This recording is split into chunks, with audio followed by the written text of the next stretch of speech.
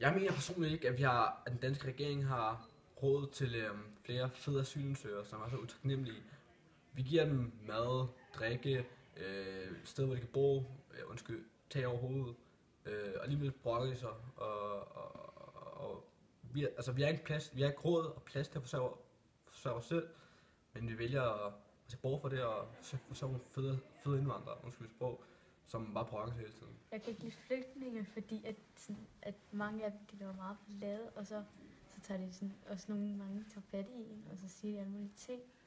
Og så synes jeg også bare, det er sådan lidt, hvorfor de alle sammen skal sådan komme herhen, om de bare kan gå hen til deres eget land, eller til et andet.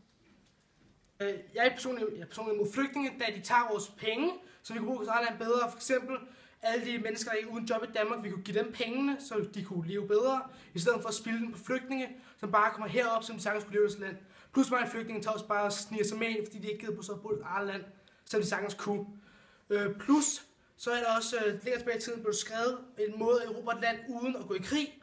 Og det er faktisk at sende en masse flygtninge ind i landet, begynde at gøre folk bange ved voldtag, gør de flygtninge lige nu i Egypten. Og så tager man langsomt ud af krig og overtager et land via frygt.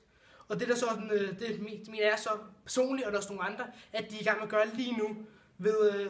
Og så synes jeg også, at den nye flygtningelejr, der ligger op ved, hvor folk er fulde og lidt efter fælles på gymnasiet, hvor de er måske lidt fulde, halvfulde, lidt ikke helt fulde 5, så kunne det måske være det forkert.